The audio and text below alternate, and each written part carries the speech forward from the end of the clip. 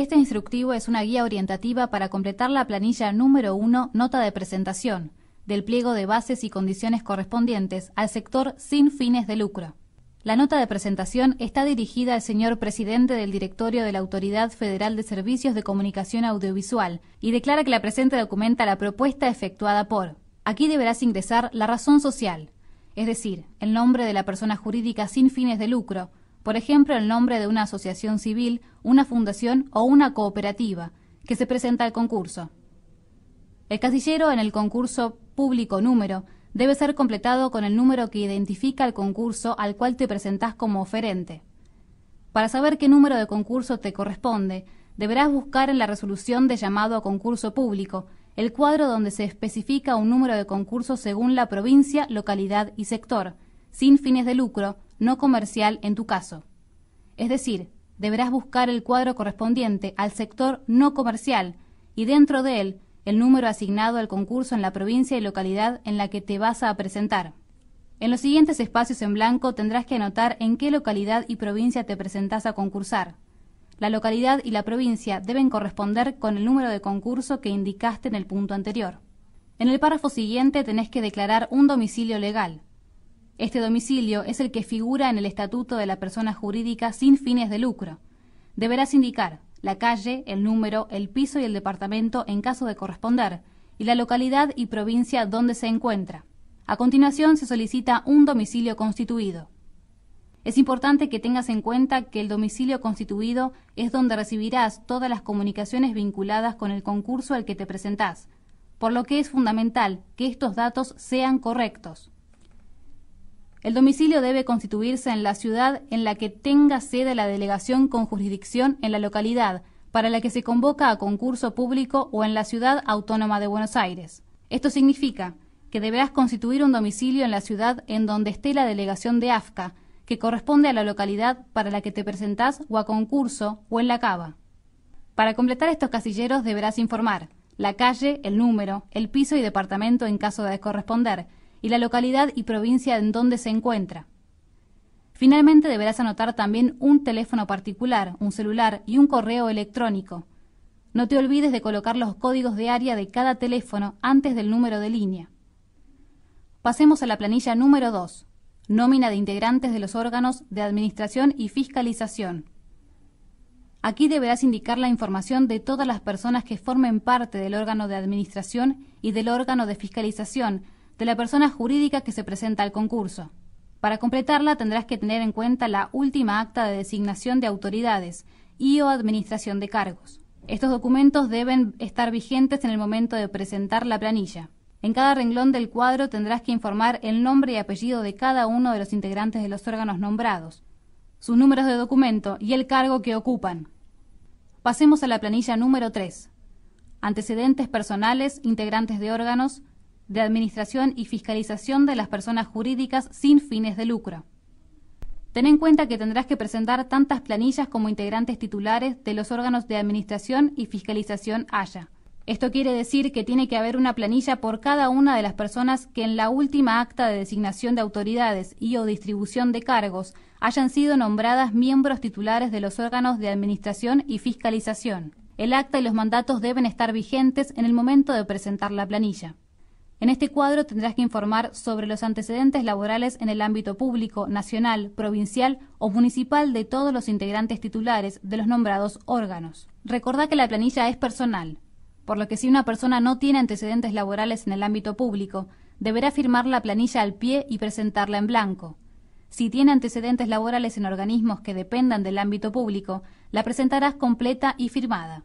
En este caso tendrás que detallar el cargo que ocupó, en qué organismo, la localidad y provincia en donde se encuentra el organismo, la fecha de inicio y la fecha de cese de actividad, y el motivo por el cual dejó de trabajar allí. Ten en cuenta que al final de la planilla se pide que estas personas firmen una declaración jurada, informando que no son magistrados judiciales, legisladores, funcionarios públicos, militares ni personal de seguridad en actividad, como así también que no poseen vinculación directa o indirecta con empresas de servicios de comunicación audiovisual y de telecomunicaciones nacionales o extranjeras del sector privado comercial. Es por eso que se tienen que presentar tantas planillas como integrantes de los órganos haya. y deben ser firmadas por cada uno de ellos con la correspondiente certificación de firma. Pasemos a la planilla número 4, propuesta de comunicación radial, marco general. En esta planilla deberás contarnos en los distintos cuadros el perfil de tu propuesta comunicacional. En el primer cuadro tenés que seleccionar solo una opción, la que refleje el perfil general de la propuesta que presentás. Puede ser informativo, periodístico, entretenimiento, musical, educativo, cultural u otros. En este caso deberás escribir cuál. Por ejemplo, deportivo. Ten en cuenta que solo marcarás una opción, la que mejor explique de qué se trata la mayor parte de la programación. En el segundo cuadro vas a encontrar características que pueden o no ser parte de tu propuesta. Tenés que revisar cuáles de estas se relacionan de manera particular con la programación que presentás. Podrás marcar hasta 3 características. En el tercer cuadro deberás escribir con tus propias palabras a qué tipo de audiencia se dirige la programación que presentás. Si la propuesta es para todo público, escribilo de ese modo. Si es para un grupo de la población determinado, contanos cuál. Recordá que es muy importante que el perfil de la propuesta coincida con los fines y/o los objetivos de la asociación sin fines de lucro. Lo mismo en el caso de la programación. Pasemos a la planilla número 5, contenidos musicales e interacción con la audiencia. Esta planilla tiene 3 cuadros. Recordá que los porcentajes que anotes en ellos tienen que corresponder con lo que establece el artículo 65 de la ley número 26.522. En el primero deberás informar sobre el origen, o sea, la nacionalidad de la música que emitís, o tenés pensado aproximadamente emitir. Allí tenés que completar qué porcentaje les asignás a la música de autores o intérpretes argentinos y a la música de autores o intérpretes extranjeros. Recordá que tenés que emitir un mínimo del 30% de música de autores y o intérpretes argentinos. La suma de estos dos porcentajes es el total de tu programación musical, es decir, el 100%. El segundo cuadro deberás completarlo con qué porcentaje de la música de origen nacional que te comprometes a emitir será de sellos independientes. Ten en cuenta que la ley establece que el 50% de los autores y o intérpretes argentinos debe ser de sello independiente. Por lo que, por ejemplo, si vas a emitir 40% de música de autores y o intérpretes argentinos, tendrás que comprometerte a que el 20% de la música de autores y o intérpretes argentinos sea de sello independiente. En el tercer cuadro deberás indicar de qué manera te relacionás o tenés previsto relacionarte con tu audiencia. Podés marcar todas las opciones que expliquen cómo el oyente y la radio se relacionan en tu propuesta de programación. Pasemos a la planilla número 6, grilla de programación, compromiso. Esta planilla tenés que completarla con la grilla de tu programación, indicando nombre y horario de los programas. Si el servicio está operativo, ya tenés esta grilla. Si todavía no lo está, tendrás que crearla. Para esto debes tener en cuenta cuántas horas estarás en el aire y cómo distribuirás el tiempo entre los distintos programas. Si aún no decidiste el nombre de cada programa, simplemente indica de qué se tratará ese espacio de programación con una palabra, género o tipo de programa. Por ejemplo, informativo, musical, etc. Recordá que el total de horas que anotes en la grilla será tenido en cuenta para calcular todos los porcentajes en la evaluación de la propuesta. Además, deberás presentar la descripción de cada programa. Ten en cuenta que para esto no completarás una planilla, sino que deberás acompañar la planilla 6 con una breve descripción de cada uno de los programas o espacios de programación que forman tu propuesta, de la manera que prefieras. Es importante en esa descripción contarnos los contenidos que serán parte de los programas. Por ejemplo, se trata de un programa informativo con noticias locales, regionales, nacionales e internacionales. Los oyentes participan con inquietudes de la zona, se presentan micros de salud y prevención de adicciones. Se incluye la cartelera de espectáculos acompañado por música. Pasemos a la planilla número 7, origen de la programación. En esta planilla vas a encontrar 4 columnas y sus divisiones. La primera, espacio de programación, tendrás que completarla con el nombre de los programas o espacios tal cual los indicaste en la grilla de la planilla 6. En la segunda columna, al lado de cada programa, deberás indicar el total de horas semanales que se emitirá ese programa. Por ejemplo, si el noticiero es diario de lunes a viernes y transmite 2 horas por la mañana y 2 por la tarde, vas a escribir 20 horas. La tercera columna es el origen de la programación. Y la pregunta que responde a esta columna es ¿dónde se produce este programa? Si el programa es de origen nacional, es decir, que se produce en la Argentina, lo vas a indicar con una cruz. De todos los programas de origen nacional, tenés que determinar cuáles se producen en la localidad donde está o va a estar situada la emisora. por tu radio o por una productora local. Estos también los vas a indicar con una cruz en la columna local. O sea, puede haber programas solo nacionales, nacionales locales, y los que no son ni nacionales ni locales, extranjeros. Estos no se señalan. No podés marcar un programa como local si no lo señalaste también como nacional. Finalmente, la pregunta que responde a la cuarta columna, composición de la producción, es ¿quién produce este programa? Las respuestas pueden ser la misma emisora, propia, la emisora junto con un tercero, coproducción, un tercero, retransmisión o adquirida.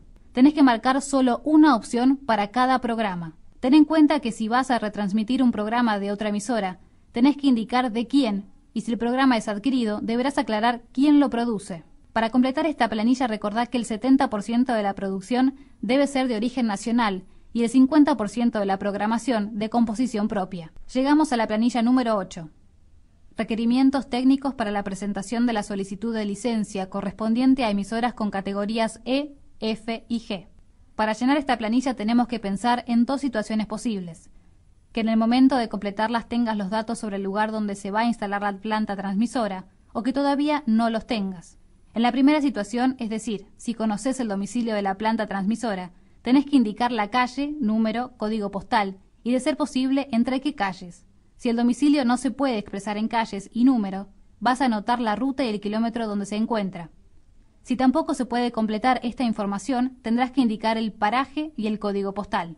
Luego se pide que indiques las coordenadas de donde estará ubicada la planta transmisora en grados, minutos y segundos. Para completar esta información, podrás utilizar el programa Google Earth. En la segunda situación, o sea, si no está definido el domicilio de la planta transmisora, tendrás que completar solo las coordenadas geográficas genéricas de la localidad para la que concursás. Ten en cuenta que las podés encontrar en la convocatoria del llamado a concurso. Luego, si el servicio está operativo, tenés que completar la frecuencia en la cual estás transmitiendo actualmente. Por último, debes completar la frecuencia que pretendés, es decir, dentro de las frecuencias disponibles publicadas en la convocatoria de llamado a concurso, cuál es la frecuencia favorita o pretendida para transmitir. Finalmente llegamos a la planilla número 9, propuesta de inversión, resumen valorizado por ítems. Esta planilla deberás completarla con la propuesta de inversión que te comprometes a realizar en la emisora en caso de salir adjudicado. La primera columna deberás completarla con el ítem en que invertirás y en la de al lado el valor del mismo. Al final de la planilla tendrás que indicar el total de la inversión comprometida. Recordá que todas las planillas tienen que estar firmadas como se indica al pie. En el pliego de bases y condiciones para el sector sin fines de lucro tenemos 3 anexos, los que deben ser completados por un contador o contadora y estar debidamente certificados por el colegio profesional respectivo. Veamos de qué se tratan. Anexo A. Certificación contable sobre situación patrimonial, solo para personas jurídicas. Supongamos que la entidad se llama Cooperativa Renacer. En el encabezado donde dice señores, el contador o contadora tendrá que indicar a quién está dirigida la certificación, en nuestro ejemplo, Cooperativa Renacer. En el punto 1, información objeto de la certificación, deberá completar la razón social de la entidad oferente, en nuestro ejemplo, Cooperativa Renacer, su quit y su domicilio legal. En el punto 2, tarea profesional desarrollada, la contadora o contador certificante tendrá que detallar la documentación que utilizó para poder aseverar que la entidad oferente, por ejemplo, Cooperativa Renacer, acredita capacidad patrimonial suficiente y el origen de los fondos. Un ejemplo puede ser estados contables auditados, inversión declarada, realizada y a realizar, o informes de dominio de bienes registrables. En el punto 3, certificación, tendrá que repetir el nombre de la entidad oferente. En nuestro ejemplo, Cooperativa Renacer, y completar con la fecha en la que hizo el análisis de la documentación y el origen de los fondos. En el punto 4, información adicional requerida por disposiciones legales, el contador o contadora volverá a escribir el nombre de la entidad oferente, en nuestro ejemplo, Cooperativa Renacer, para informar que no registra deuda.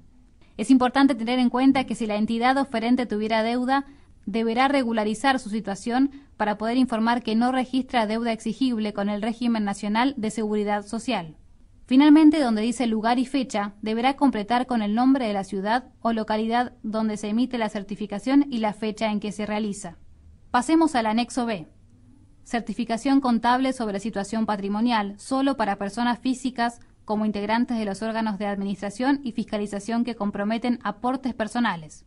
Supongamos que la persona integrante del órgano de administración se llama Daniel González. En el encabezado donde dice señores, el contador o la contadora tendrá que indicar a quién está dirigida la certificación. En nuestro ejemplo, Daniel González. En el punto 1, información objeto de la certificación, deberá completar los nombres y apellido de la persona que compromete aportes personales. En nuestro ejemplo, Daniel González. Su quit si la persona física trabaja en forma independiente o quil si trabaja en relación de dependencia y su domicilio legal. En el punto 2, tarea profesional desarrollada, la contadora o el contador certificante tendrá que detallar la documentación que utilizó para poder aseverar que, por ejemplo, Daniel González acredita capacidad patrimonial suficiente y el origen de los fondos. Por ejemplo, declaraciones juradas del impuesto a las ganancias y sobre los bienes personales correspondientes a los 2 últimos períodos, inversión declarada, realizada y a realizar, e informe de dominio de los bienes registrables. En el punto 3, certificación, tendrá que repetir el nombre de la persona que compromete los aportes, en nuestro ejemplo, Daniel González, y completar con la fecha en la que hizo el análisis de la documentación y el origen de los fondos. En el punto 4, información adicional requerida por disposiciones legales, el contador o contadora volverá a escribir el nombre de la persona que compromete aportes, en nuestro ejemplo, Daniel González, para informar que no registra deuda. Es importante tener en cuenta que si tuviera deuda, deberá regularizar su situación para poder informar que no registra deuda exigible con el régimen nacional de seguridad social. Donde dice lugar y fecha deberá completar con el nombre de la ciudad o localidad donde se emite la certificación y la fecha en que se realiza. Finalmente pasamos al anexo C. Certificación contable sobre situación física y previsional. Solo para personas físicas como integrantes de los órganos de administración y fiscalización que comprometen aportes personales. Supongamos nuevamente que la persona integrante del órgano de administración se llama Daniel González. En el encabezado donde dice señores, el contador o la contadora tendrá que indicar a quién está dirigida la certificación. En nuestro ejemplo, Daniel González. En el punto 1, información objeto de la certificación, deberá completar los nombres y apellido del integrante del órgano de administración. En nuestro ejemplo, Daniel González. Su quit, si trabaja en forma independiente, o quil, si trabaja en relación de dependencia y su domicilio legal. Para completar el punto 2, alcance de la tarea profesional desarrollada, el contador o la contadora deberá detallar la documentación que tuvo a la vista para hacer la certificación. Es importante tener en cuenta que tiene que hacer una expresa mención de los impuestos incluidos. En el punto 3, certificación, tendrá que repetir el nombre del integrante del órgano de administración, en nuestro ejemplo Daniel González, para informar que no registra deuda.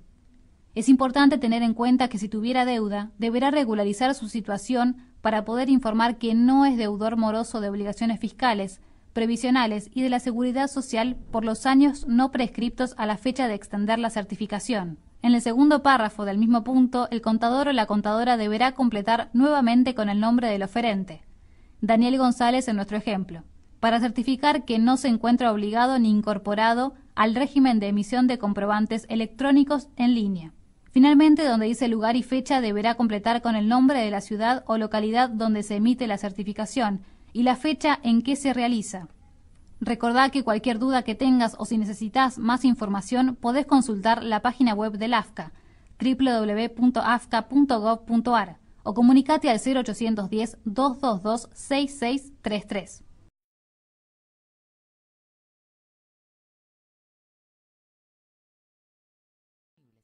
www.afca.gov.ar